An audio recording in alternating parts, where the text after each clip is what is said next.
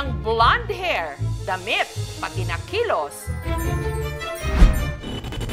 Sabi ko na Barbie. Barbing Barbie talaga.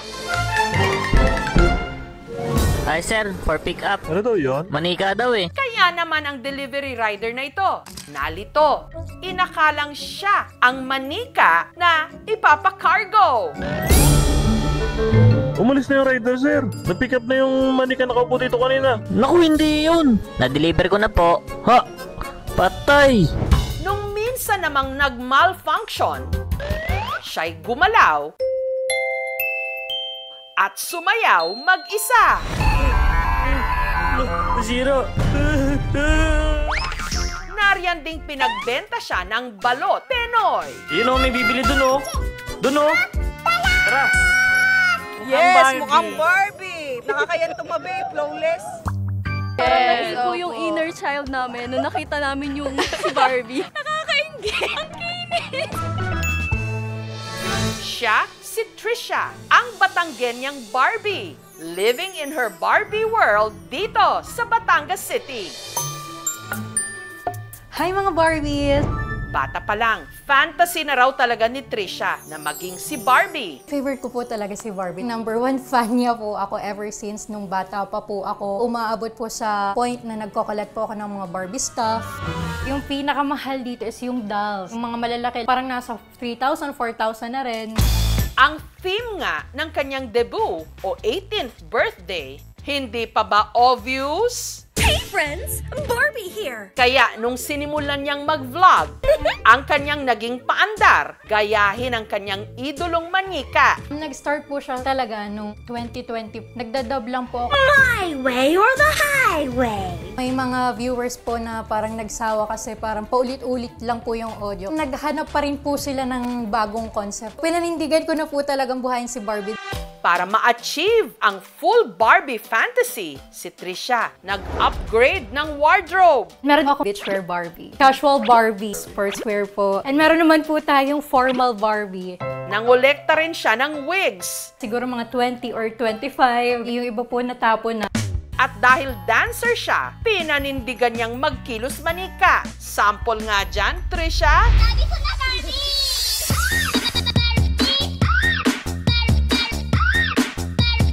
Si Trisha, dancer, and ang genre po is hip-hop and robotics.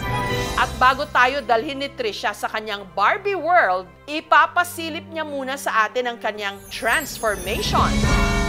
Hi mga Barbies! Welcome to my Barbie world. Halika, samahan niyo ako.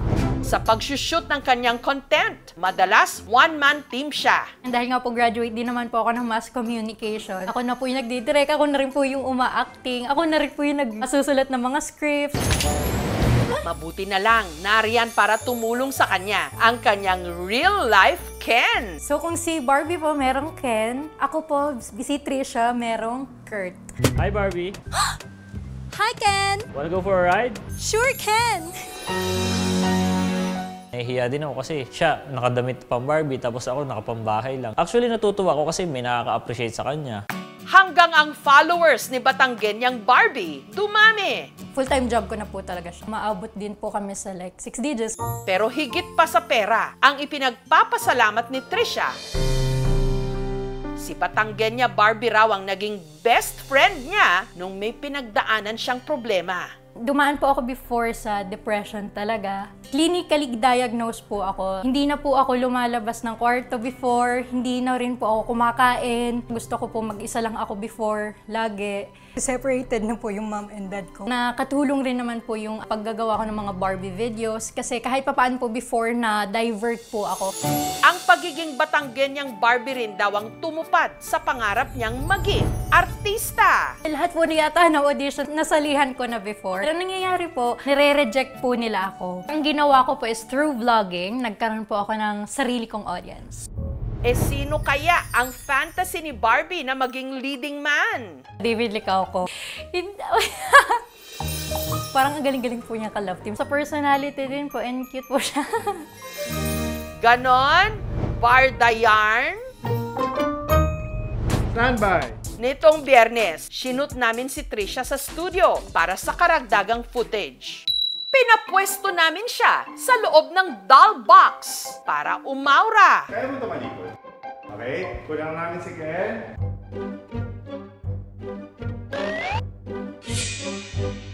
At may lumabas sa kabilang box. Sino siya? Tsak na maniningkit ang inyong mga mata sa aming pagbabalik. Meet Trisha. Ang Batanggenyang Barbie, mula kasi sa kanyang itsura, pananamit at kilos.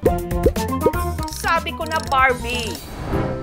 Sino kaya ang fantasy ni Barbie na maging kanyang Ken? David Licauco. Parang ang galing-galing po niya ka-love team. Cute po siya. Ang hindi alam ni Trisha, ang delulu niya o ilusyon, tototohanin na natin.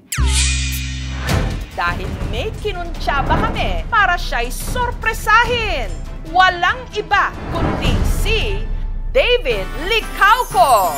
Patuloy niya yung content creation na ginagawa niya as Barbie because I'm sure marami siyang napapasayang tao.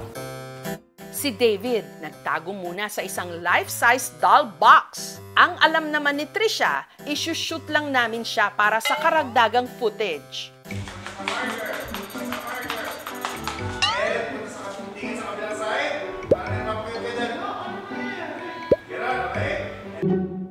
At laking gulat niya nung may biglang lumabas sa kabilang box.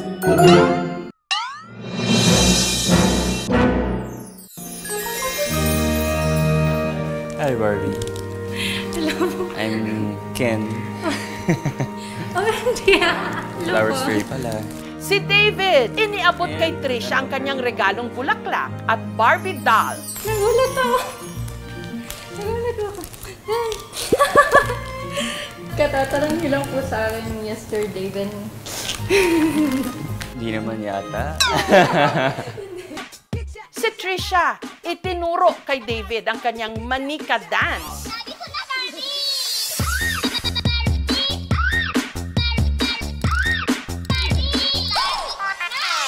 To be honest, akala ko si Barbie. Forteza yung parang ginagaya, gano'n. Barbie pala yung Barbie doll. Yung bata ako, naglalaro ako ng Barbie. So Barbie.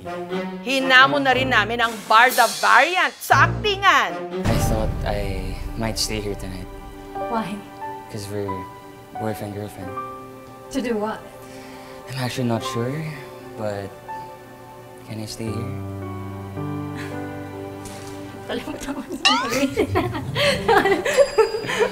At para walang selosan, ipinakilala na rin ni Trisha ang nobyo niya kay David. Tama pala aking real life, Ken. Hello, Ken. Akala ko ako si Ken. Ikaw pala, sad. Don't let anything or anyone stop you from chasing your dreams. So galingan mo lang palagi. And I hope to see you there. Ay, thank you po. Thank you so much. May kanya-kanya tayong paraan para i-heal ang ating inner child. Para kay Trisha, yan ay ang pagbuo ng isang mundo na nagpapakatotoo siya sa kanyang gusto. Hindi siya plastic, and it's fantastic!